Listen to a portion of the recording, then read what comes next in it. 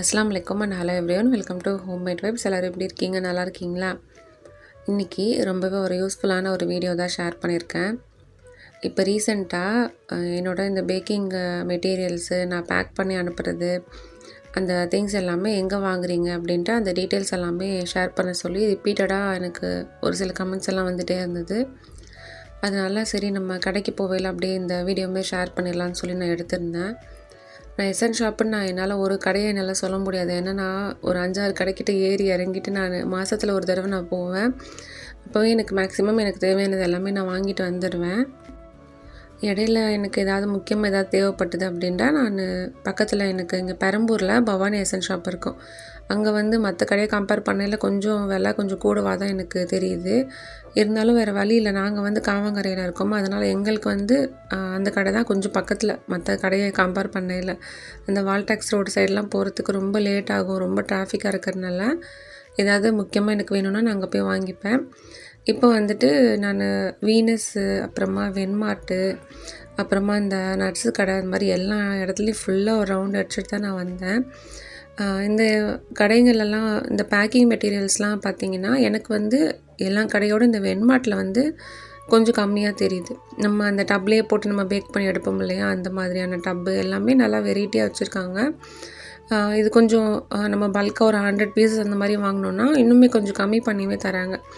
நான் கொஞ்சம் அவசரப்பட்டு இங்கே பெரம்பூரில் இருக்க அந்த பவானி எஸ்என் ஷாப்லேயே நிறையவே வாங்கிட்டேன். நான் அங்கே வந்து 18 ரூபிக்கு நான் வாங்கியிருந்தேன் அந்த ப்ரௌனி மினி டப்பு இருக்கு இல்லையா அது. ஆனால் இங்கே வென்மார்ட்டில் வந்து 12 ரூபி தான் போட்டிருக்கு. அதுவும் நம்ம 100 பீஸஸ் வாங்கினா 10 ரூபா தானா.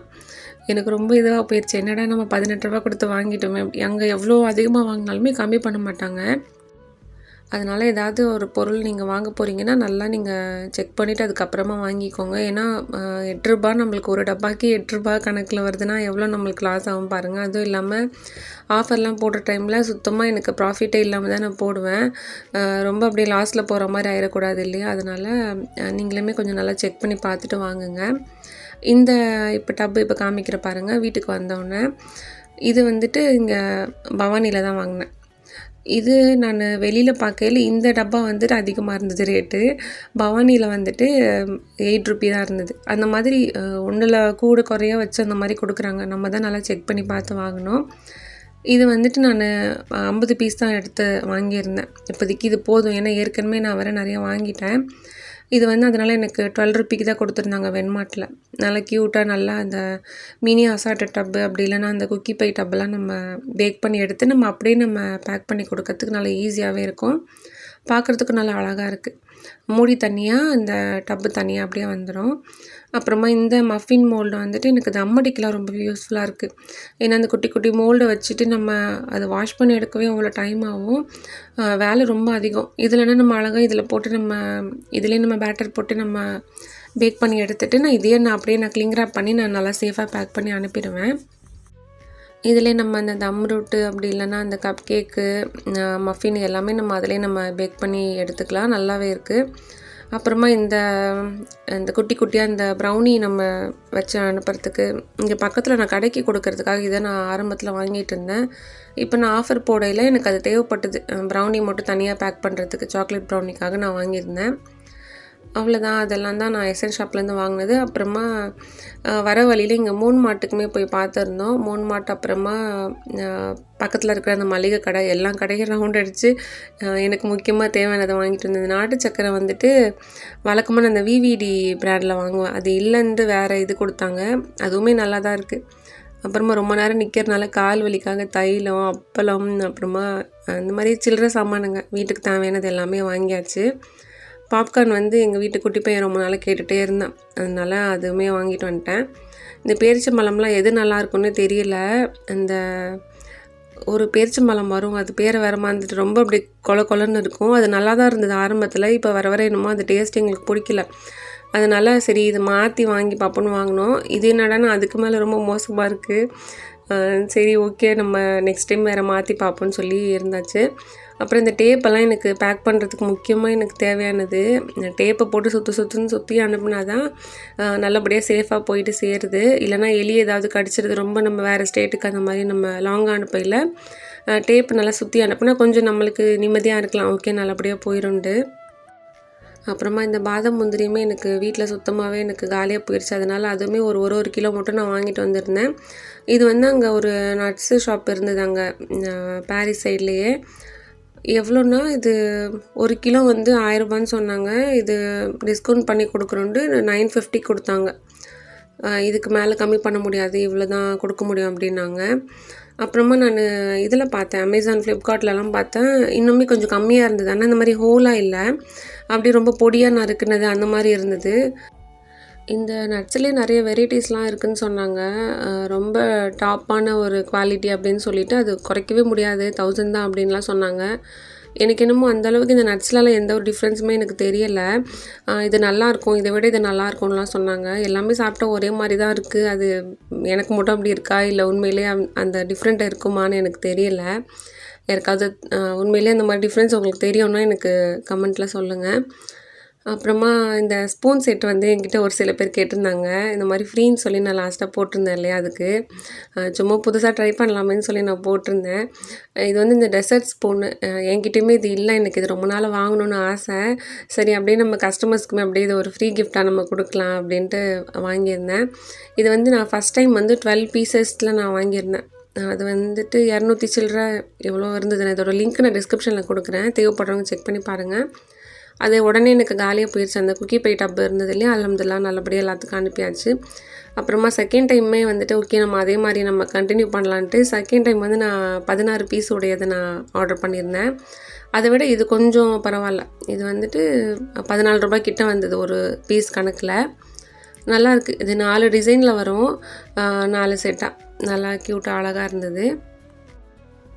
அவ்வளோதான், கையோட கையாக வாங்கிட்டு வந்த திங்ஸ் எல்லாத்தையுமே ப்ராப்பராக அந்தந்த இடத்துல அரேஞ்ச் பண்ணி வச்சாச்சு.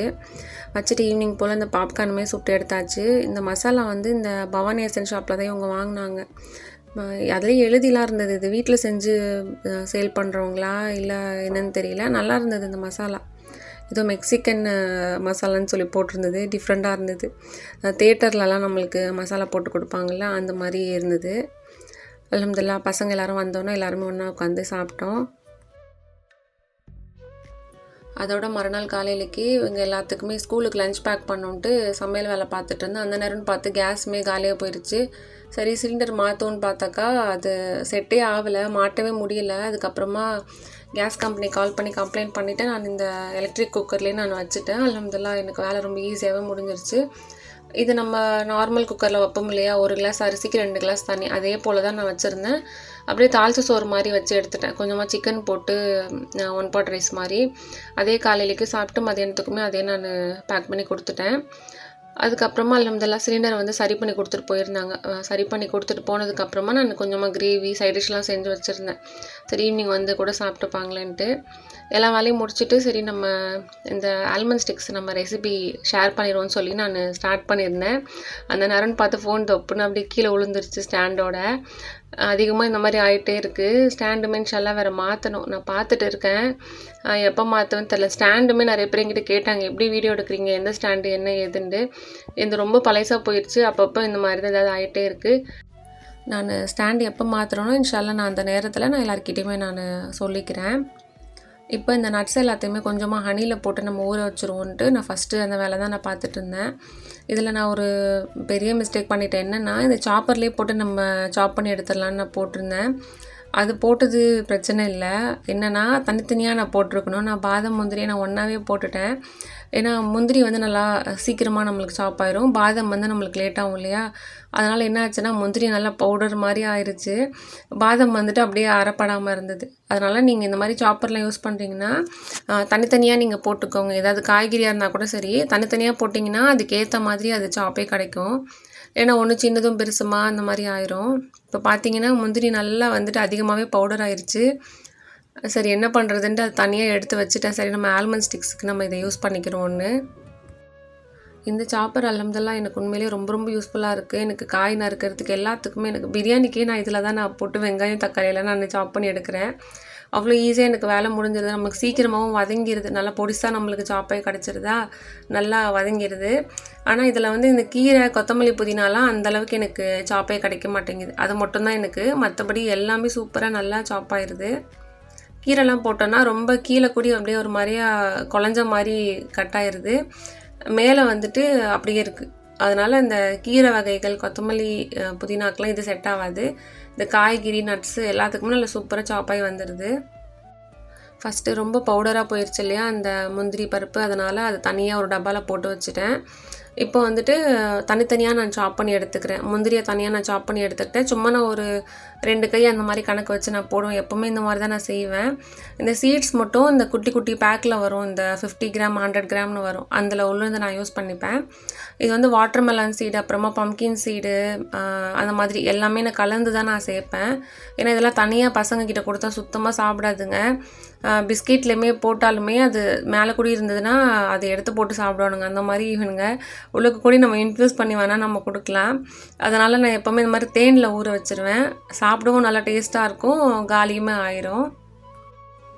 இது எல்லாமே நான் 2 கை கணக்கில் எடுத்திருக்கேன். முந்திரி பருப்பு, அப்புறமா அந்த வெள்ளரி விதை, பூசணி விதை, தர்பூசணி விதை, அது கூடவே இந்த கருப்பு, அப்புறமா இந்த கோல்டன் கலரு திராட்சை, காஞ்ச திராட்சை இருக்கு இல்லையா, அது 2மே சேர்த்துட்டு பாதாம் தனியாக பல்ஸ் பண்ணிவிட்டு, அப்புறம் முந்திரி தனியாக சாப் பண்ணிவிட்டு, பேரிச்சம்பழத்தையுமே நல்லா பொடியாக நறுக்கி சேர்த்துக்கலாம். நல்ல பெரிய தாராளமான நல்ல பெரிய ஜாரில் போட்டு நம்ம ஊற வச்சுக்கலாம். இப்போ நம்ம இந்த ஆல்மண்ட் ஸ்டிக் செய்ய ஸ்டார்ட் பண்ணிடலாம். நான் இந்த சாப்பர் இருக்கு இல்லையா, இதிலே தான் நான் வந்துட்டு இன்றைக்கி பிஸ்கெட் செய்ய போகிறேன். இது ரொம்ப ஈஸியாக எனக்கு வேலை முடிஞ்சிருச்சு. இந்த மாதிரி நம்மளுக்கு டோ நீடர் இருக்கும் இல்லையா, அதை வச்சுக்கோங்க. அதை வச்சுட்டு நம்ம அதுலேயே நம்ம பட்டரு, சர்க்கரை எல்லாத்தையும் போட்டு நல்லா நம்ம அந்த பட்டன் ப்ரெஸ் பண்ணி எடுத்தோம்னா நம்மளுக்கு நல்லா அழகாக நம்மளுக்கு க்ரீம் மாதிரி ஆகிடும். அதாவது நம்மளுக்கு கத்தி போட்டு எடுத்தால் நம்மளுக்கு சாப்பாய் கிடைக்கிது இல்லையா, இது போட்டு நம்ம பண்ணோன்னா நம்மளுக்கு நல்லா அழகாக நம்மளுக்கு ஒரு டோ ஃபார்மில் நம்மளுக்கு வந்துடும்.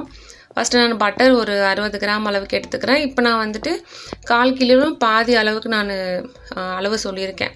அதாவது 250 கிராம்ஸில் தான் நான் எப்போவுமே ஷேர் பண்ணுவேன். இப்போ வந்து நான் 125 கிராம்ஸ் அளவுக்கு வரா மாதிரி அந்த குக்கி டோ நான் ஷேர் பண்ணியிருக்கேன். இப்போ வந்து இந்த பட்டரை நம்ம போட்டுட்டு சும்மா ஒரு பல்ஸ் மட்டும் நம்ம கொடுத்துட்டு பொடி பண்ண வெள்ளை சர்க்கரை சேர்த்துக்கலாம். இதுக்கு பதிலாக உங்களுக்கு அந்த ப்ரௌன் சுகர் அந்த மாதிரி உங்களுக்கு எந்த மாதிரியான சர்க்கரை யூஸ் பண்ணுறீங்களோ நீங்கள் சேர்த்துக்கோங்க. இது வந்து நான் ஆஃபருக்காக அனௌன்ஸ் பண்ணுறதுக்காக நான் செஞ்சுட்டு இருக்கேன்.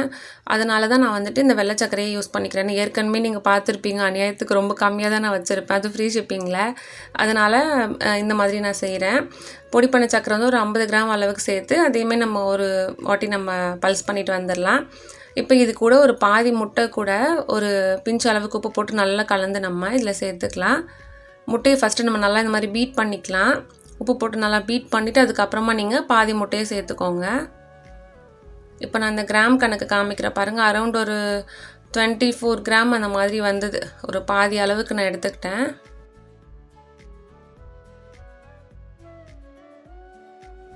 இப்போ இந்த மீதி பாதி முட்டையை வீணாக்கிறாதீங்க. இது அப்படியே நம்ம ஃப்ரிட்ஜில் வச்சுட்டு இது நம்ம பேக் பண்ணுற நேரத்தில் நம்ம இது எக் வாஷ் கொடுத்து எடுத்துக்கலாம். இப்போ இந்த 1/8 டீஸ்பூனில் நம்ம ஒரு ஸ்பூன் அளவுக்கு வெனிலா எசன்ஸ் சேர்த்துக்கலாம். முட்டையும் வெனிலா எசன்ஸ் சேர்த்ததுக்கப்புறமா ஒரே ஒரு வாட்டி மட்டும் நம்ம பல்ஸ் கொடுத்துட்டு வந்துடலாம். இப்போ பார்த்திங்கன்னா நம்ம ரொம்ப ஈஸியாக நம்ம இது எல்லாத்தையுமே நம்ம பீட் பண்ணி எடுத்துட்டோம். வழக்கமாக நான் அந்த சிலிக்கான் ஸ்பேச்சுலா வச்சு நல்லா கலக்கி எடுத்து அதுக்கப்புறமா தான் நான் டோ எல்லாமே ரெடி பண்ணுவேன். அப்படி இல்லைனா எலக்ட்ரிக் பீட்டர் அந்த மாதிரிலாம் செய்கிறது. ஃபஸ்ட் டைம் நான் இந்த மாதிரி ட்ரை பண்ணி பார்த்துருந்தேன், நல்லா சூப்பராக வந்தது. இப்போ இதில் நம்ம தனியாக ஒரு கிணத்தை வச்சுட்டு நம்ம மாவு அளந்து எடுத்துக்கலாம். 90 கிராம் அளவுக்கு மைதா மாவு எடுத்துருக்கேன். இது கூட 1/4 டீஸ்பூன் அளவுக்கு பேக்கிங் பவுடர் சேர்த்துக்கலாம். 1/4 டீஸ்பூன் அளவுக்கு மில்க் பவுடர் சேர்க்கணும். என்கிட்ட அப்போதைக்கு மில்க் பவுடர் இல்லை, அதனால் நான் வெனிலா பவுடர் சேர்த்துக்கிட்டேன். இது ஆப்ஷனல் தான், சும்மா நல்லா ஒரு ஃப்ளேவர் இருக்கும், டேஸ்ட்டாக இருக்கும்னு சொல்லி நான் சேர்த்துக்கிட்டேன். இப்போ 1/8 டீஸ்பூனில் பேக்கிங் சோடா கொஞ்சமாக சேர்த்துக்கலாம், அவ்வளோதான். இப்போ நம்ம அளந்து வச்சுருக்க மாவை லைட்டாக ஒரே வாட்டி மட்டும் ஜலிச்சுட்டு நம்ம இந்த பட்டர் கூடயே சேர்த்துக்கலாம். சேர்த்துட்டு இது கூடவே நம்ம இந்த பாதாம் முந்திரியுமே சேர்த்துக்கலாம். இப்போ நம்ம ஆல்மண்ட் ஸ்டிக் செய்ய போகிறதால இதில் கொஞ்சமாக நம்ம ஆல்மண்ட் மட்டும் நம்ம சேர்த்தா போதும். நான் வந்து இந்த கேஷ்யூவும் நான் சேர்த்து தான் நான் எடுத்திருக்கேன். இதில் ஒரு 50 கிராம் அளவுக்கு சேர்த்துக்கிறேன். உங்களுக்கு எந்த அளவுக்கு உங்களுக்கு ரிச்சாக வேணுமோ நீங்கள் அந்த மாதிரி அதுக்கேற்ற மாதிரி நீங்கள் நட்ஸை சேர்த்துக்கோங்க. அவ்வளோதான். இப்போ இந்த மாவு, இந்த பாதாம் முந்திரி எல்லாத்தையுமே நம்ம ஒரே வாட்டி மட்டும் பல்ஸ் பண்ணிட்டு வந்துடலாம். அவ்வளோதான். ரொம்ப ஈஸியாக நம்ம கையே வைக்காமல் அழகாக நம்ம இந்த ஆல்மண்ட் ஸ்டிக்கான டோ நம்ம ரெடி பண்ணி எடுத்துட்டோம். இப்போ இந்த மாவை நம்ம கையோட கையாக நம்மளால் பரத்தி நம்மளால் ஷேப் எடுக்க முடியாது. கொஞ்ச நேரம் ஒரு 10லேருந்து ஒரு 15 நிமிஷம் வரைக்கும் நம்ம இதை ஃப்ரிட்ஜில் வச்சு எடுத்துகிட்டு அதுக்கப்புறமா நம்ம ஷேப் பண்ணி எடுத்துக்கலாம். கொஞ்சமாக இந்த சாப்பிங் போர்டில் கொஞ்சமாக மாவு டஸ்ட் பண்ணிவிட்டு அதுக்கப்புறமா நம்ம ஷேப் எடுத்துக்கலாம். ஃப்ரிட்ஜில் வைக்கும் ஓரளவுக்கு கொஞ்சம் செட்டாக இருக்கும். நீங்கள் இந்த மாதிரி பரத்தி நீங்கள் கட் பண்ணலன்னா அதுக்கு பதிலாக நீங்கள் ஒரு கிளிங் ராப் எடுத்து நல்லா அப்படியே ரோல் பண்ணி வச்சுட்டு ரோல் பண்ணி அப்படியே ஃப்ரிட்ஜில் வச்சுருங்க. 1/4 ஹவர் கழித்து எடுத்து நீங்கள் சும்மா இதை அப்படியே நீங்கள் கட் பண்ணி நீங்கள் பேக் பண்ணி எடுத்துக்கலாம். உங்களுக்கு எந்த மாதிரியான விருப்பமோ நீங்கள் அந்த மாதிரி ஷேப்பில் நீங்கள் கட் பண்ணி எடுத்துக்கோங்க. இப்போ கொஞ்சமாக இதில் மாவு சேர்த்து லைட்டாக இந்த மாதிரி ஒரு வாட்டி பிசைஞ்சு எடுத்துகிட்டு அதுக்கப்புறமா நம்ம கட் பண்ணிக்கலாம். ஒரு வாட்டி நான் இந்த ஹோல்சேல் ப்ரௌனி டீட்டெயில்ஸ் எல்லாமே நான் ஒரு வீடியோவில் ஷேர் பண்ணியிருந்தேன். அப்போ நான் வந்து நிறைய திங்ஸ் எல்லாம் நான் எக்ஸ்ட்ரா வாங்கிட்டேன். இதெல்லாம் எதுக்கு வாங்கினேன்னு தெரியலன்னு சொல்லி நான் ஷேர் பண்ணியிருந்தேன். அந்த நீட்டாக ஒரு கத்தி இருக்கும் இல்லையா, அதுக்கு தான் வந்துட்டு இந்த பேலட் நைஃப் ஏதோ சொன்னாங்க அதோடய பேர். அது அல்ஹம்துலில்லாஹ் எனக்கு இப்போ இந்த பிஸ்கெட் செய்கிறதுக்கு ரொம்ப ரொம்ப ஈஸியாக இருக்குது, எனக்கு யூஸ்ஃபுல்லாக இருக்குது. இந்த மாதிரி ஆல்மண்ட் ஸ்டிக்ஸுக்கெலாம் நம்மளுக்கு எடுக்கிறதுக்கு ரொம்ப ரொம்ப நல்லாயிருக்கு. இந்த ரொட்டி பரத்துறது இதை பற்றியுமே நான் ஷார்ட்ஸில் நான் போட்டிருந்தேன். இந்த குக்கி டோ எல்லாம் ரெடி பண்ணுறதுக்கு ரொம்ப நல்லாயிருக்கு. நீங்கள் யாராவது பிஸ்கெட்டு பிஸ்னஸ் வீட்டிலேருந்து செய்கிறீங்கன்னா உங்களுக்கு ரொம்ப யூஸ்ஃபுல்லாக இருக்கும், ட்ரை பண்ணி பாருங்கள். இப்போ இந்த நீட்டமான இந்த கத்தியை வச்சு நல்லா நம்ம சைட்லலாம் அட்ஜஸ்ட் பண்ணிவிட்டு நம்மளுக்கு தேவையான அளவுக்கு நம்ம இதை கட் பண்ணி எடுத்துக்கலாம். இது எல்லாமே ஈவனாக வர மாதிரி ஒரே பார்க்குறதுக்கு நல்லா ஒன்று போல் இருக்க மாதிரி கட் பண்ணி எடுத்துக்கோங்க. இப்போ இந்த நீட்டமான கத்தியை நம்ம அடியில் கூடி வச்சு நம்ம அழகாக நம்ம ஈஸியாக நம்ம எடுத்துடலாம். ஆரம்பத்தில் எனக்கு இதெல்லாம் தெரியாமல் அப்படியே கையில் எடுப்பேன், அப்படியே அது அப்படியே இழிஞ்சிக்கிட்டு போயிட்டு ஒரு வழியாக ஆயிரும். அல்ஹம்துலில்லாஹ் இப்போ நல்லா செஞ்சு பழகுனதால எனக்கு ரொம்பவே கொஞ்சம் வேலை ரொம்ப ஈஸியாக முடியுது. பிஸ்கெட்லாம் ஆர்டர் வந்ததுன்னா டக்கு டக்குன்னு அல்ஹம்துலில்லாஹ் எனக்கு வேலை முடிஞ்சிருது. ஃபஸ்ட்டெல்லாம் எனக்கு ஒரு 1/4 கிலோ பிஸ்கெட் செய்வேன், எனக்கு ஒரு நாள் கிட்ட ஆகும். பயந்து பயந்து செய்வேன், அது ஷேப்லாம் ஒழுங்காக வராதுன்னு ரொம்ப பார்த்து பார்த்து செஞ்சுட்டு இருப்பேன். இப்போ நம்ம செஞ்சு செஞ்சு நம்மளுக்கு நல்லா ப்ராக்டிஸ் ஆனதால் அல்ஹம்துலில்லாஹ் எனக்கு ரொம்ப ஈஸியாகவே வேலை முடிஞ்சிருது. அதனால் ஏதாவது ட்ரை பண்ணுறீங்கன்னா நீங்கள் பயப்படாமல் செஞ்சுட்டே இருந்தீங்கன்னா தான் வரும். நிறைய பேர் என்கிட்ட பிகினர்ஸ் தான் இந்த மாதிரியான டவுட்லாம் கேட்பாங்க, எப்படி அழகாக ஷேப் வருது அப்படி இப்படின்ட்டு. ஆரம்பத்தில் அப்படி தான் சரியாக வராது, நம்ம செய்ய செய்ய நம்மளுக்கு பழகிரும். இப்போ இதில் சும்மா இந்த ஒரு பேட்ச் மட்டும் நான் போட்டு பேக் பண்ணி எடுத்துக்கிறேன். பேலன்ஸ் இருக்கிற அந்த டோ எல்லாத்தையுமே நான் கிளிங் ராப் பண்ணி நான் ஃப்ரிட்ஜில் வச்சுட்டு மறுநாள் எனக்கு நான் பேக் பண்ணி எடுத்துக்கலாம் நான் வச்சுட்டேன். இப்போ இதுக்கு மேலே நம்ம ஃப்ரிட்ஜில் கலக்கி வச்சுருந்தோம் இல்லையா மீதி பாதி முட்டை, அதை நான் ஹோலாக இந்த மாதிரி எக் வாஷ் கொடுத்துக்கிறேன். கொடுத்துட்டு இதுக்கு மேலேயுமே கொஞ்சமாக நம்ம பாதாம் முந்திரி நம்ம தூவிட்டோம்னா பார்க்குறதுக்கு ரொம்ப நல்லா அழகாக இருக்கும் பேக் ஆனதுக்கப்புறமா.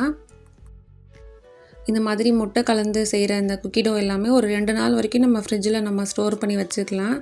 எக்லெஸ் டோனா நம்மளுக்கு ஒரு 1 வீக் வரைக்கும் வச்சுக்கலாம், பிரச்சனை இல்லை. இருந்தாலும் நீங்கள் அப்போதைக்கப்போ நீங்கள் பேக் பண்ணி எடுக்கிறது தான் நல்லது. எனக்கு ஆல்ரெடி நேற்றுக்கெலாம் நான் கடைக்கெல்லாம் போய் நல்லா அலைஞ்சு திரிஞ்சிட்டு வந்ததால் எனக்கு ஒரு மாதிரி டயர்டாக இருந்தது. அதனால் சும்மா நான் வீடியோவுக்கு காமிக்கிறதுக்காக நான் செஞ்சுருந்தேன். அதனால் நான் பேலன்ஸ் டோ அப்படியே நான் வச்சுட்டேன். அன்றைக்கி ஆஃபர் போட்டிருந்தேன், ஷார்ட்ஸில் பார்த்தீங்கன்னா உங்களுக்கு தெரிஞ்சிருக்கும். முட்டை மிட்டாய், அப்புறமா அசார்டட் ப்ரௌனி டப்பு, அப்புறம் அது கூடவே இந்த ஆல்மண்ட் ஸ்டிக், இது 3மே நான் போட்டிருந்தேன் 350 ரூபீக்கு. நிறைய பேர் இப்படி ஃப்ரீ ஷிப்பிங்கில் கொடுக்குறீங்க, கட்டுப்படி ஆகுதான்னு கேட்குறீங்க. நான் வழக்கமாக சொல்கிறது போல் தான், ஆஃபரில் நம்மளுக்கு ப்ராஃபிட்லாம் அவ்வளோவா வராது. கஸ்டமர்ஸ்க்கு இப்போ ரீச் ஆகணும்னு சொல்லி தான் ஆஃபர்லாம் போடுறது. இப்போ இது பேக் ஆனதுக்கப்புறமா பார்த்திங்கன்னா அப்படியே ரொம்ப சாஃப்டாக தான் இருக்குமே. கொஞ்சம் நேரம் கழித்து நம்மளுக்கு நல்லா கிறிஸ்பியாக வந்துடும். இது ஒரு 1/4 ஹவருக்கு 10 நிமிஷம் ப்ரீ ஹீட் பண்ணி வச்சுருந்த ஓடிஜியில் ஒரு 180 டிகிரிக்கு நம்ம பேக் பண்ணி எடுத்துக்கலாம். நல்லா பார்க்குறதுக்கே ரொம்ப அழகாக நல்லா பர்ஃபெக்டாக பேக்காகி வந்துருச்சு பாருங்கள். நல்லா கிறிஸ்பியாக நல்லா செம்ம டேஸ்ட்டாக ரொம்ப ரொம்ப சூப்பராக இருந்தது. கண்டிப்பாக எல்லாருமே ட்ரை பண்ணி பார்த்துட்டு மறக்காமல் எப்படி வந்ததுன்னு எனக்கு பிக்சர்ஸ் எல்லாமே வாட்ஸ்அப்பில் அனுப்புங்க. இப்போ நம்ம இந்த நட்ஸ் எல்லாமே ஆல்ரெடி நம்ம ரெடி பண்ணி வச்சுருந்தோம் இல்லையா, அதனால் பெரிய அகலமான ஒரு பவுலில் சேர்த்துட்டு இந்த பேரிச்சம்பழம் இருக்கும் இல்லையா, அதை மட்டும் நான் கட் பண்ண மறந்துட்டேன். அதனால் அதையுமே கட் பண்ணி எடுத்துகிட்டு நான் தேனில் போட்டு நான் ஊற வச்சு எடுத்துக்கிறேன். இது நீங்கள் வீட்டுக்குன்னு செய்கிறீங்கன்னா சும்மா கொஞ்சமாக நீங்கள் செஞ்சு எடுத்துக்கோங்க. நான் கொஞ்சம் அதிகமாகவே போட்டுட்டேன்னா எனக்கு மறந்துடுது, அப்பப்போ என்னால் செய்ய முடியல. இது வந்துட்டு நல்லா ஒரு மாதம் வரைக்கும் ஊற வைக்கணும்னு சொல்லுவாங்க. எங்களோட வீட்டு கெமிஸ்ட்ரி சார் அப்படி சொல்லுவார். ஆனால் எவ்வளோ நாளுன்னு எனக்கு பர்ஃபெக்டாக தெரியல. இது கண்டிப்பாக 1 மந்த்தாவது ஊறணும், அதுக்குள்ளே எடுக்காத, ஊற வச்சு அதுக்கப்புறமா கொடுன்னு சொல்லுவாங்க. நான் ஒரு வாரம் வரைக்கும் மட்டும் தான் நான் ஊற வைப்பேன், அதுக்குள்ளேயே நல்லா ஊறிடும். இப்போ வந்து இந்த ஆல்ரெடி வீட்டில் இருந்த அந்த 2 தேன் பாட்டிலை வச்சு நான் ஒன்று சின்னது, ஒன்று வந்து ரொம்ப குட்டி, அதை வந்து பசங்க வந்தோன்னா அவனுங்க தான் அதெல்லாம் ஃபில் பண்ணுறதுக்கு ரொம்ப விருப்பப்படுவானுங்க. அதனால் 2 பேர்கிட்டையும் கொடுத்து இந்த மாதிரி கலக்க வச்சாச்சு.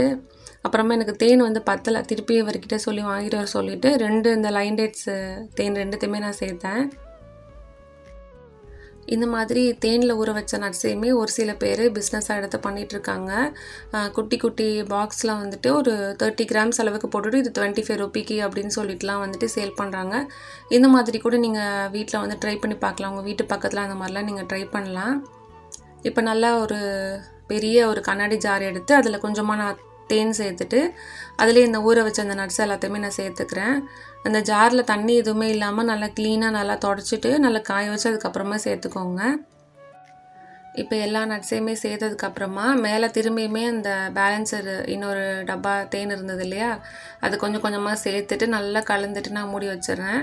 இந்த ஜாரை நான் என்ன பண்ணுவேன்னா நல்லா ஏர்டைட்டாக தானே இருக்குது, இதை வந்துட்டு ஒரு ½ டேக்கு ஒரு வாட்டி நான் அப்படியே தலைகீழாக கவுத்திலாம் நான் வைப்பேன். ஏன்னா நம்ம அப்படியே ஸ்பூன் வச்சு நம்ம கலக்க தேவையில்லை, அப்படியே ஆட்டோமேட்டிக்காக அப்படியே கலந்துக்கும்னு சொல்லி நான் மாற்றி மாற்றி வச்சுட்டே இருப்பேன். இது நல்லா ஊறினதுக்கப்புறமா இன்ஷால்லா நான் நெக்ஸ்ட் வீடியோவில் எப்படி இருக்குதுன்னு சொல்லி காமிக்கிறேன். அவ்வளோதான், வீடியோட எண்டுக்கு வந்துட்டோம். இந்த வீடியோ உங்கள் எல்லாத்துக்குமே பிடிச்சிருக்கும், யூஸ்ஃபுல்லாக இருந்திருக்கும்னு சொல்லி நினைக்கிறேன். மறக்காமல் லைக் பண்ணிக்கோங்க. கையோட நம்ம சேனல் ஹோம்மேட் வைப்ஸ் யாராவது சப்ஸ்கிரைப் பண்ணாமல் இருக்கீங்கன்னா சப்ஸ்கிரைப் பண்ணி வச்சுக்கோங்க. நெக்ஸ்ட் வேறு ஒரு இன்ட்ரெஸ்டிங்கான ஒரு வீடியோவில் மீட் பண்ணுவோம். தேங்க்ஸ் ஃபார் வாட்சிங்.